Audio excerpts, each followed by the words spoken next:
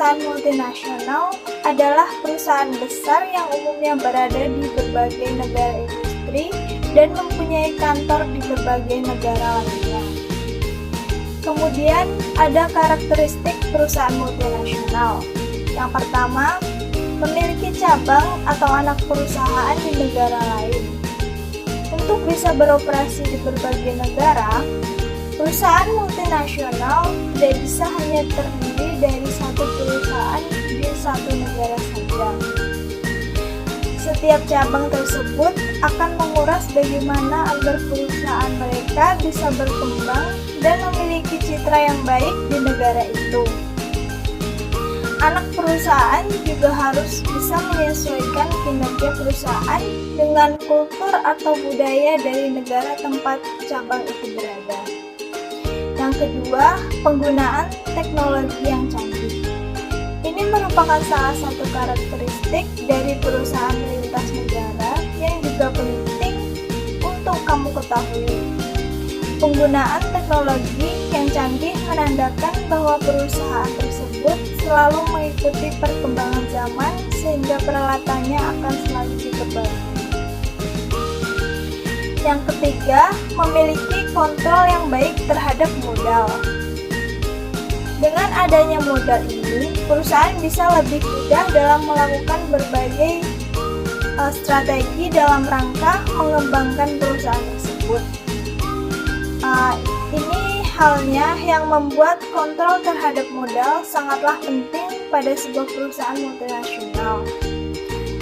Yang keempat, sistem manajemen dan distribusi secara global. Maksudnya adalah manajemen perusahaan serta mendistribusikan barang secara mendunia. Tidak hanya di satu negara saja, kedua hal ini bisa jadi perusahaan industri ke anak perusahaan di negara lainnya. Yang kelima, yakni visi dan misi perusahaan multinasional. Perusahaan multinasional sudah pasti memiliki visi misi yang sangat besar. Visi dan misi dari perusahaan besar itu tidak hanya untuk menjadikan perusahaan mereka sukses dengan keuntungan sebesar-besarnya saja, seperti layaknya perusahaan biasa. Penentuan visi dan misi dari perusahaan lintas negara ini sangatlah penting mengingat target, strategi, dan kinerja dari perusahaan akan sangat bergantung dengan visi dan misi yang ingin perusahaan capai. Yang keenam, Multinational Internationality Owned Enterprise atau MOI. Pada perusahaan yang berjenis MOI ini akan berfokus kepada kepemilikan usaha dari satu induk perusahaan saja. Selanjutnya, dari satu induk perusahaan itu akan terdapat pada perusahaan yang berjenis MOE ini akan berfokus kepada pemilikan usaha dari satu induk perusahaan saja. Selanjutnya, dari satu induk perusahaan itu akan terdapat penyebarluasan ke berbagai cabang produksi yang berada di negara lainnya. Multinational Financial Controlled Enterprise atau MCE. MCE adalah karakteristik perusahaan multinasional yang terakhir. MCE memiliki fokus terhadap bagaimana permodalan dan juga pembiayaan dari setiap kegiatan yang perusahaan lakukan. 2.3 Kelebihan dan kekurangan perusahaan multinasional. A. Kelebihan perusahaan multinasional. 1. Mengurangi kegiatan valuta asing. 2. Memiliki investor dalam sektor ekspor. 3. Memenuhi kebutuhan masyarakat. 4. Meningkatkan pendapatan masyarakat. B. Kekurangan perusahaan multinasional. Kekurangan perusahaan multinasional terdiri dari 1. Profit dialihkan ke luar negeri. 2. Berpotensi mematikan produk lokal. 3. Dapat menyebabkan kerusakan lingkungan. 4. Lokal dengan keterampilan rendah. 5. Karyawan rendah. 6. Bisa mematikan perusahaan lokal. 7. Dapat dampak terhadap budaya sosial. 8. Ekspor keuntungan. 9. Kualitas kesehatan dan keselamatan pekerja yang rendah. Dan yang terakhir yaitu pekerjaan yang disediakan berketerampilan rendah. 2.4 Contoh perusahaan multinasional KFC. 1. Pengertian perusahaan KFC. KFC adalah jaringan restoran cepat saji Amerika yang berkantor pusat di Louisville, Kentucky yang berspesialisasi dalam ayam goreng. Ini adalah jaringan restoran terbesar kedua di dunia atau diukur berdasarkan penjualan. Setelah MC Donald dengan 22.621 lokasi secara global di 150 negara pada Desember 2019. KFC didirikan oleh Kolonel Harland Sanders pada tahun 1890 sampai 1980. Seorang pengusaha yang mulai menjual ayam goreng dari restoran pinggir jalan di Corbin, Kentucky selama depresi hebat. Sanders mengidentifikasi potensi konsep waralaba restoran dan waralaba Kentucky Fried Chicken pertama dibuka di Utah pada tahun 1952. KFC mempopulerkan ayam di industri makanan cepat saji, mendiversifikasi pasar dengan menantang dominasi yang mapan dan hamburger. 2. Karakteristik perusahaan KFC. A. Mempunyai anak perusahaan atau cabang di luar negeri yaitu Afrika, Asia, Indonesia, Jepang. B. Teknologi canggih. Untuk pelangganan, mudah berarti adanya peningkatan layanan. Akan tetapi hal tersebut bukanlah sesuatu yang mudah. Dengan teknologi yang ditawarkan kepada pelanggan, maka karyawan yang bekerja di dalam KFC juga harus menguasai teknologi. C. Kontrol terhadap modal. Tujuan penelitian ini untuk mengetahui bagaimana efisiensi pengelolaan sumber dan penggunaan modal kerja PT Fast Food Indonesia Tbk atau KFC periode 2009 sampai 2012. Penelitian ini menggunakan analisis deskriptif. Hasil penelitian menunjukkan pelaksanaan kebijakan sumber dan penggunaan modal kerja PT Fast Food Indonesia Tbk atau KFC selama periode 2009 sampai 2012 sudah efisien dalam arti terjadi peningkatan modal kerja yang ada dan sesuai dengan analisa kebutuhan dan penggunaan modal kerja perusahaan yang direncanakan. Yaitu D. Sistem manajemen dan distribusi secara global perusahaan KFC. Survei ini mengungkapkan bahwa KFC secara konsisten berada pada posisi tertinggi dan paling menonjol dalam ingatan konsumen untuk top of mind awareness dibandingkan dengan tingkat merek utama lainnya. KFC juga melakukan studi Customer Experience Monitoring (SEM) untuk mengetahui bagaimana pengalaman konsumen terhadap pelayanan dan fasilitas KFC, dan studi Champs Check untuk menilai kualitas pelayanan dan fasilitas yang tersedia di KFC. Lalu visi dan misi perusahaan KFC. Visi selalu menjadikan merek restoran cepat saji nomor 1 di Indonesia dan mempertahankan kepemimpinan dengan menjadi restoran yang modern dan terfavorit dalam segi produk, harga, pelayanan, dan fasilitas. Misinya adalah semakin memperkuat citra merek KFC dengan strategi dan ide-ide yang inovatif.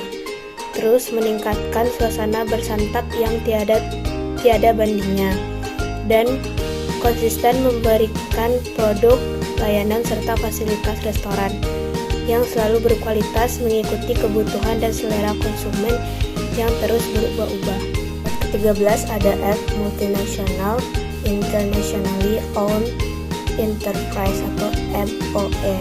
Tahun 2022 setidaknya terdapat 25 gerai KFC di 147 negara dan wilayah di dunia. 1. Waralaba KFC pertama dibuka di Amerika Serikat pada tahun 1952. Lalu yang kedua, waralaba luar negeri pertama kali didirikan di Britania Raya pada Mei 1965. Lalu G.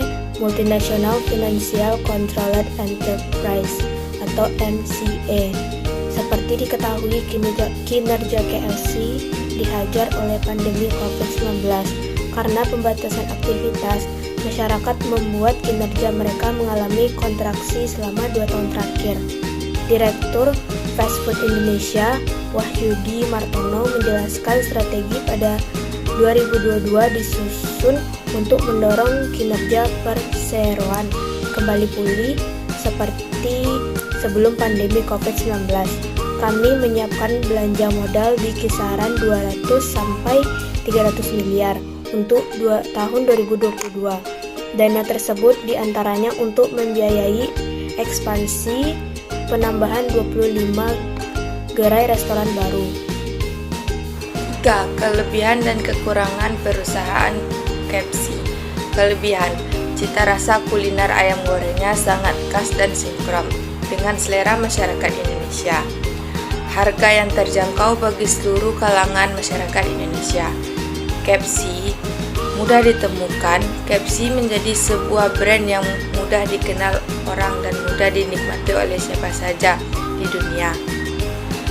Adanya pilihan nasi sebagai sajian kuliner ayam goreng ini menyebabkan KFC mudah diterima sebab nasi adalah makanan pokok masyarakat Indonesia. Kekurangannya, harga kurang terjangkau bagi masyarakat kalangan bawah. Kurang memperhatikan nilai gizi. Menu makanan ayam goreng kurang bervariasi, pelayanan kurang baik. Dari segi pelayanan, KFC memiliki kekurangan yaitu pelayanan yang dinilai kurang ramah dan lambat. Hal ini mungkin dikarenakan KFC biasanya selalu ramai dikunjungi. C. Bisa mematikan perusahaan lokal. Dampak negatif dari adanya perusahaan multinasional adalah dapat mematikan industri lokal. Tidak dapat dipungkiri, kehadiran perusahaan multinasional yang sudah besar dapat mematikan perusahaan-perusahaan lokal yang sedang berkembang.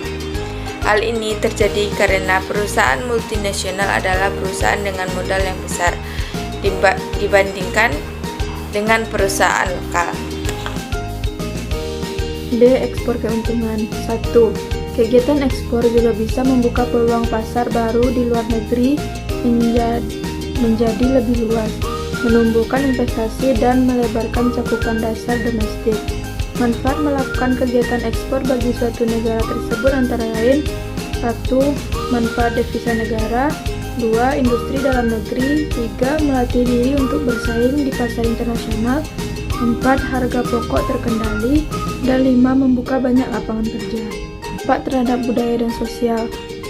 Dapat dipahami jika produk unggulan KFC berkualitas tinggi ini dapat diterima baik di Indonesia, sebuah negara dengan konsumsi daging ayam jauh lebih tinggi daripada daging jenis lain. Demo boikot produk Amerika. Aksi boikot produk Amerika tersebut termasuk KFC yang dilakukan oleh aktivis masyarakat di berbagai tempat di Indonesia. Mereka menyerukan agar masyarakat berhenti mengonsumsi di produk yang dihasilkan oleh perusahaan-perusahaan yang dianggap menyumbang dana kepada Zionis untuk melakukan penyerangan kepada Palestina. F. Kualitas kesehatan dan keselamatan yang rendah. Perseroan terus mengembangkan program keselamatan dan kesehatan kerja atau K3 sesuai dengan Undang-Undang Nomor 1 Tahun 1970 tentang Keselamatan dan Kesehatan Kerja atau K3 melalui program-program. G. Dapat menyebabkan kerusakan lingkungan. Restoran cepat saji Kentucky Fried Chicken atau KFC yang berpusat di Ambon Plaza, Jalan Samratulangi membuang limbah sisa campuran bumbu dan ayam secara sembarangan. Akibat dari pembuangan limbah secara sembarangan oleh KFC membuat lingkungan di sekitar menjadi tercemar. Limbah sisa campuran bumbu dan ayam ini meluap ke jalan dan menggenang area di mana terdapat sejumlah lapak pedagang. Limbah tersebut juga mengeluarkan bau tak sedap, membuat warga termasuk pedagang di sekitar lokasi pembuangan merasa tidak nyaman. Pekerjaan yang disediakan berketerampilan rendah. Pekerjaan yang ditawarkan oleh multinational company untuk para pekerja lokal ini cenderung rendah dan juga merupakan pekerjaan yang sederhana dan tidak terampil, sehingga pekerjaan lokal ini cenderung akan memiliki pendapatan yang rendah. Sementara itu, karyawan asing dari luar negeri seringkali diberikan posisi pada tingkat yang lebih tinggi dan berkualitas. Pekerjaan yang disediakan berketerampilan rendah. Pekerjaan yang ditawarkan oleh multinational company untuk para pekerja lokal ini cenderung rendah dan juga merupakan pekerjaan yang sederhana dan tidak terampil, sehingga pekerjaan lokal ini cenderung akan memiliki pendapatan yang rendah. Sementara itu, karyawan asing dari luar negeri seringkali diberikan posisi pada tingkat yang lebih tinggi dan berkualitas.